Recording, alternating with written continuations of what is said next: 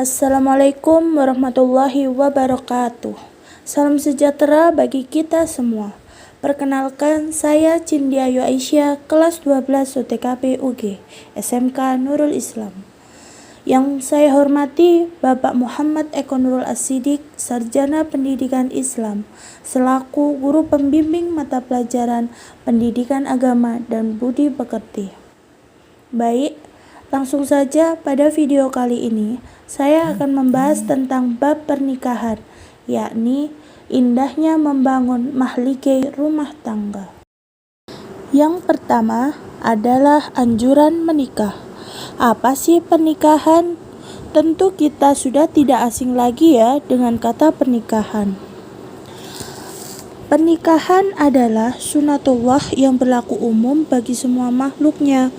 Al-Quran menyebutkan dalam Quran surat Az-Zariyat 51 ayat 49 yang berbunyi, dan segala sesuatu kami ciptakan berpasang-pasangan supaya kamu mengingat akan kebesaran Allah. Islam sangat menganjurkan pernikahan karena dengan pernikahan manusia akan berkembang sehingga kehidupan umat manusia dapat dilestarikan. Tanpa pernikahan, regenerasi akan berhenti, kehidupan manusia akan terputus, dunia pun akan sepi dan tidak berarti. Karena itu, Allah Subhanahu wa Ta'ala mensyariatkan pernikahan sebagaimana difirmankan dalam Quran surat An-Nahl 16 ayat 72. Yang kedua adalah ketentuan pernikahan dalam Islam. Pengertian pernikahan dibagi menjadi dua, yakni secara bahasa dan secara syariat. Secara bahasa, arti nikah berarti mengumpulkan, menggabungkan, atau menjodohkan. Sedangkan menurut syariat, nikah berarti akad yang menghalalkan pergaulan antara laki-laki dan perempuan yang bukan mahramnya yang menimbulkan hak dan kewajiban masing-masing. Dalam Undang-Undang Pernikahan Nomor 1 Tahun 1974, definisi pernikahan ialah ikatan lahir batin antara seorang pria dan wanita sebagai suami istri dengan tujuan membentuk keluarga yang berbahagia dan kekal berdasarkan ketuhanan yang Maha Esa.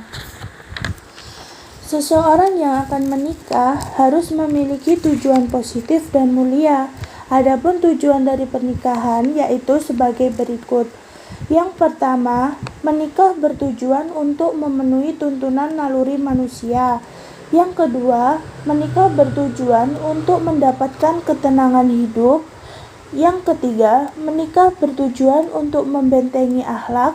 Yang keempat, menikah bertujuan untuk meningkatkan ibadah kepada Allah Subhanahu wa Ta'ala.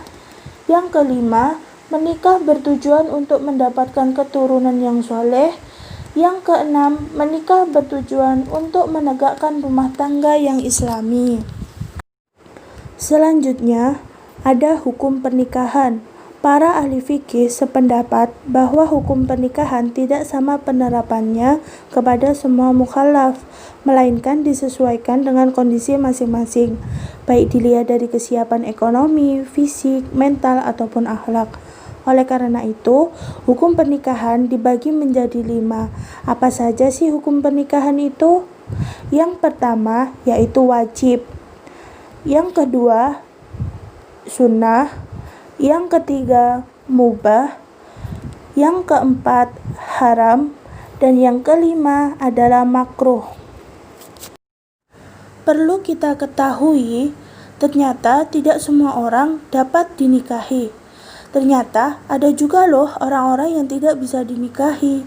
Dalam Al-Quran telah menjelaskan tentang orang-orang yang tidak boleh dinikahi, terdapat dalam Quran surat An-Nisa 4 ayat 23-24. Wanita yang haram dinikahi disebut juga mahram nikah. Dilihat dari kondisinya, mahram terbagi menjadi 2. Yang pertama ada mahram mu'abbad, yaitu wanita diharamkan untuk dinikahi selama-lamanya. Yang kedua, ada mahram ghairu mu'abbad, adalah mahram sebab menghimpun 2 perempuan yang statusnya bersaudara.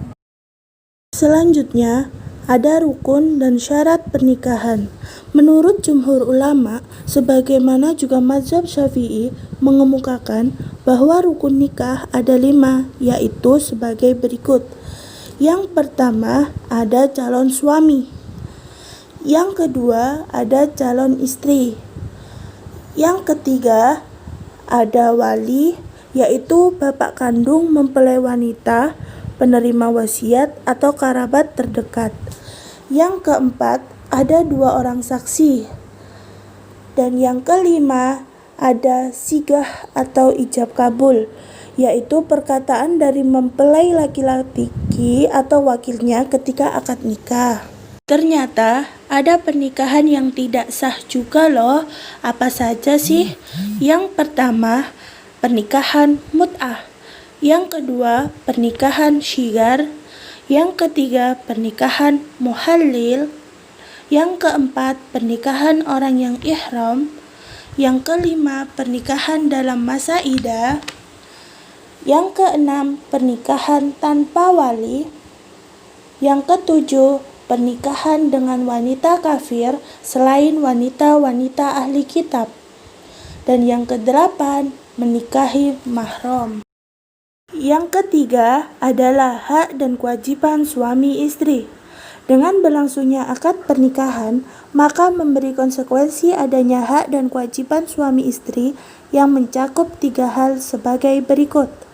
Pertama, kewajiban timbal balik antara suami dan istri.